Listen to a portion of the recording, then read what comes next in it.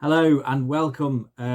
It's Thursday, so that means you're with me today for a whole, shorter today, 5 minutes I reckon today, because I'm just doing the intro. And I want to ask the question, how much do you know about church history? Please don't switch off or fall asleep. Generally speaking, we evangelicals, or even kind of modern Western Christians in general, are not brilliant at church history. I include myself in that. We might know the Reformation. So what was the Reformation? Well, that was a thing that happened, was it about 500 years ago?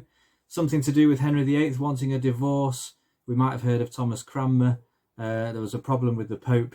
And that was when the Church of England started, right? And we might know some big popular church history names. We might know Augustine.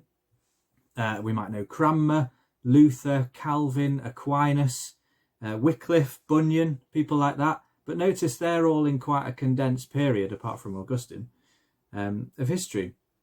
But which of them said what and when and why?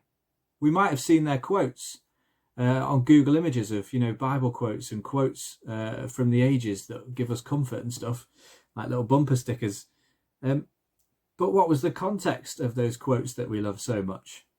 Why were they said and by who? Modern Christians who really know their church history are quite rare. And that's a real shame, because church history is our history, isn't it? It's my history and it's your history if you belong to the church. And more than that, it's the history of God's grace and faithfulness. God did not stop doing things at the end of the book of Acts. History does not close at the end of Acts 28. Right, that's it until Revelation, until Jesus comes back now. That's silly, isn't it? Nobody thinks that. So what was going on in between? What's happened from Acts to now? God has been working through the centuries, keeping his promises, staying faithful, building his church, defending his family. So church history should be something that we want to know about, and it should be exciting. And I will do my best to make it interesting as we go through the next couple of weeks. Another reason to get into church history is that famous old saying that those who don't know their history, those who forget the past, are doomed to repeat it.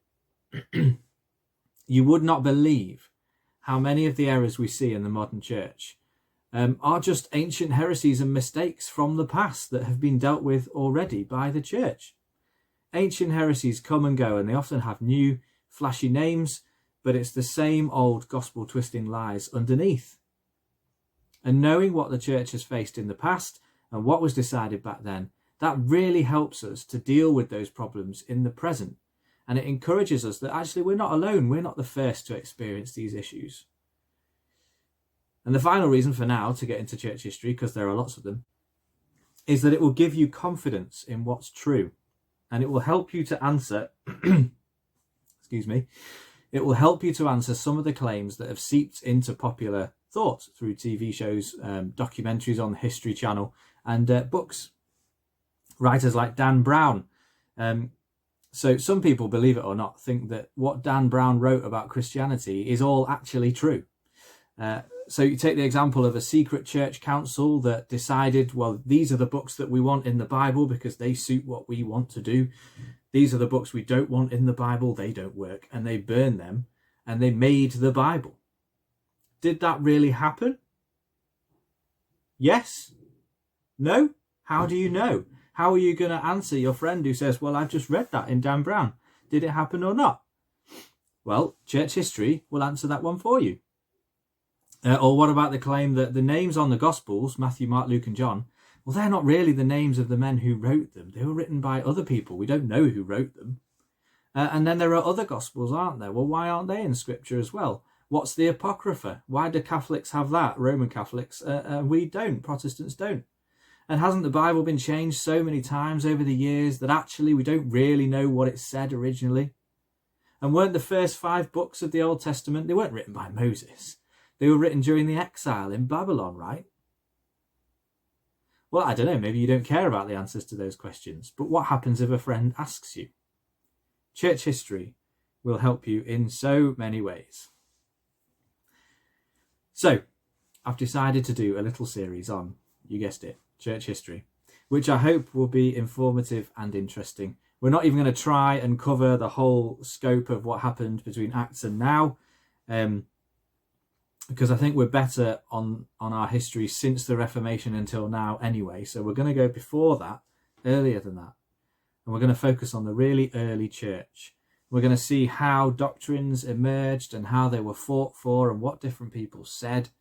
We're going to see heretics, which are very exciting, excommunications, bloodshed, not so exciting. Maybe it is. Great heroes of the faith and what they did and what they suffered to move God's truth forward and keep it safe. And most of all, we will see God's grace as he preserves his children. And we're going to start next week around the time of the apostles, and we'll move through the centuries, and we're going to end around 604, I think is the exact date, with the man that John Calvin called the last good pope. Who was that? We'll find out in a few weeks. So that's it for now. This is just to let you know what we're going to be doing from next Thursday. And I hope you will tune in, and I hope you will tell anyone you know that's interested in church history to tune in. Although maybe they shouldn't. Maybe I can point you to better videos. I'll see you next week. Bye-bye.